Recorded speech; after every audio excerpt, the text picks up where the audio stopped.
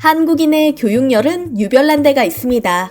그 덕분에 전 세계에서 한국인들이 분야를 막론하고 맹활약을 하고 있죠. 언제부터인가 해외에서 한국인이라고 밝힐 때마다 저도 모르게 어깨에 힘이 들어갈 정도인데요. 뉴욕대를 졸업한 미국인 친구가 제게 이런 말을 한 적이 있습니다. 한국, 중국, 일본인들은 말 한마디만 나눠봐도 구분할 수 있다고요. 개인마다 경험의 폭이 다를 테고 교포인 경우도 있으니 꼭 맞는 말이라고는 할 수 없지만 그 친구의 구분법에 따르면 이렇습니다.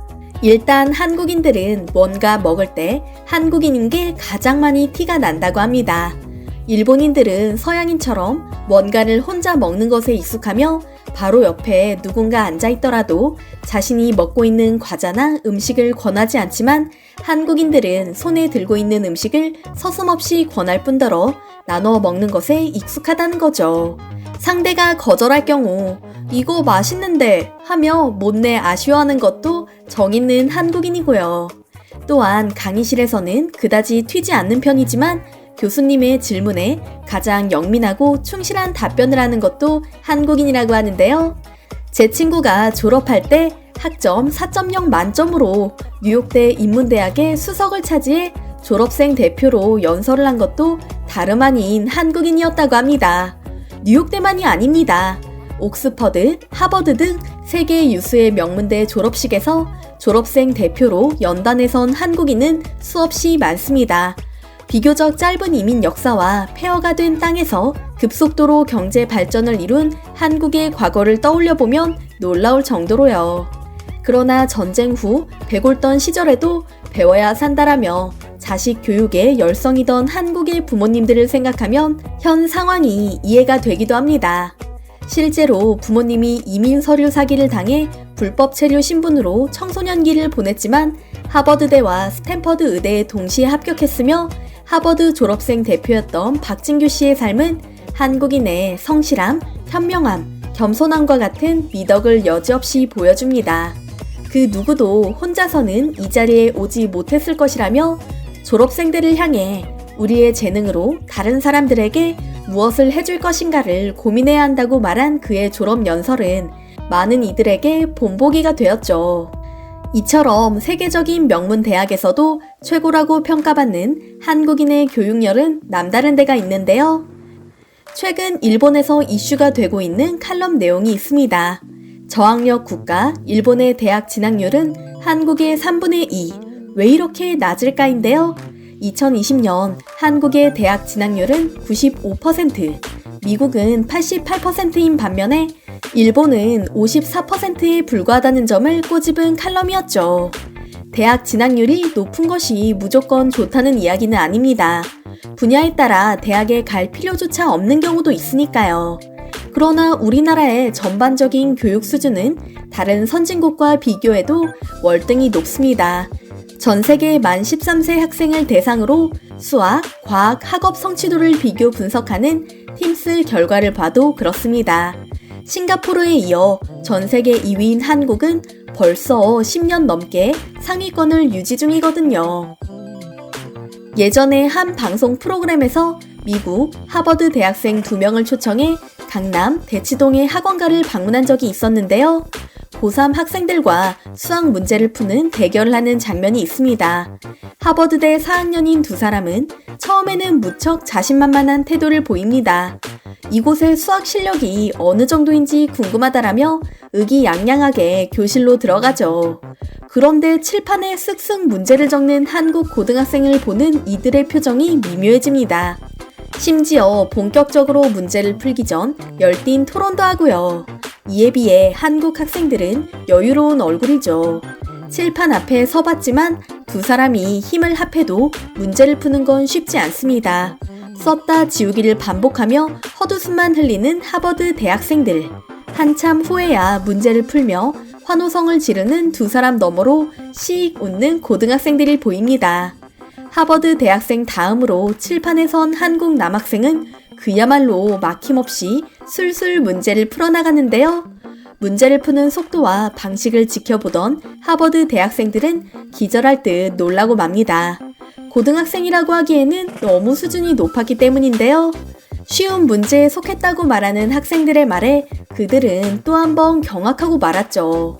물론 입시를 위해 매일 이런 문제를 푸는 대치동의 학생들과 하버드 대학생을 단편적으로 비교하기엔 무리일지도 모릅니다.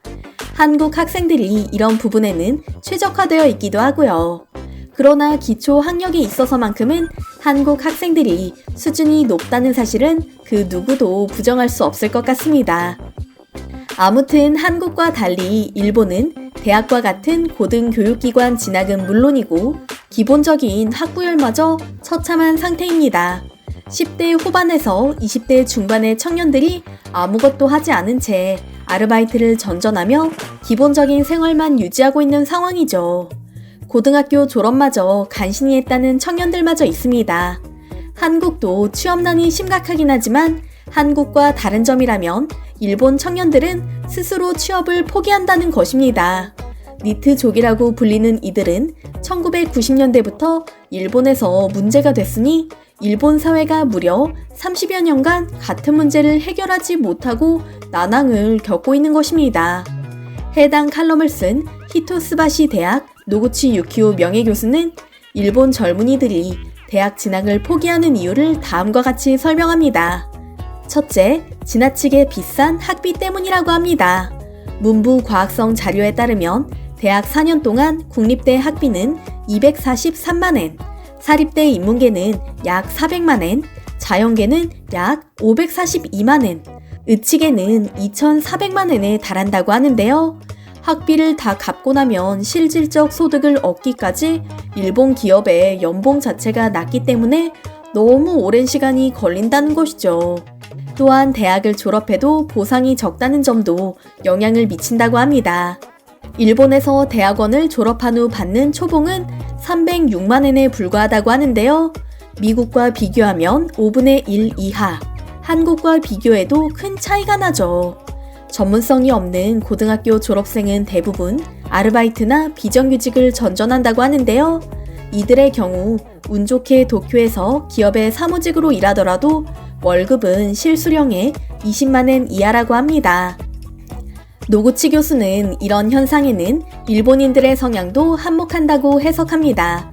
뭐든 새로운 걸 시도해보기 좋아하고 개척 정신이 뛰어난 한국인과 달리 폐쇄적이며 소극적인 일본인들은 현실에 안주하는 경향이 강하니까요. 잃어버린 30년이라 불리는 장기 불황 내내 좌절감을 맛본 일본인들의 태도가 자녀 교육에도 반영돼 있다는 것인데요. 이 같은 일본의 저학력 현상은 단순히 일시적인 사회 현상으로 치부하기도 어렵습니다. 국력 및 국가의 미래와 직결되는 것이 바로 인재 육성이며 고급 인력 확보이기 때문입니다. 삼성이나 LG, 현대와 같은 한국 기업들이 어떻게 이토록 짧은 시간 내에 세계 정상에 우뚝 섰는지 생각해보면 쉽게 답이 나오죠? 한국 기업이 가진 뛰어난 기술력은 바로 사람에서 나온 것이니까요. 그러나 일본인들은 아직도 현실을 자각하지 못하는 모양입니다. 벌써 10년 넘게 일본 기업들이 줄파산하고 글로벌 시장에서 한국 기업에 맥을 못 출 정도로 뒤처지고 있는데도 말이죠.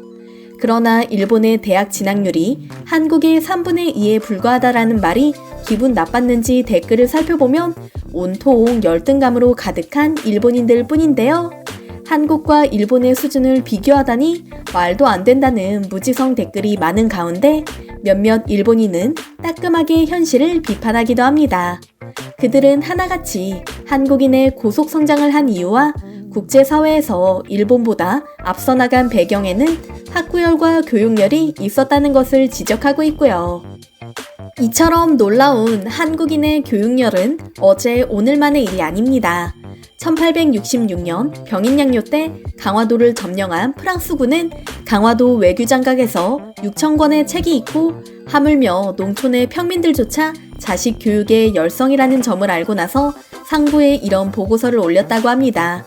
조선은 농촌에도 집집마다 책이 없는 집이 없다.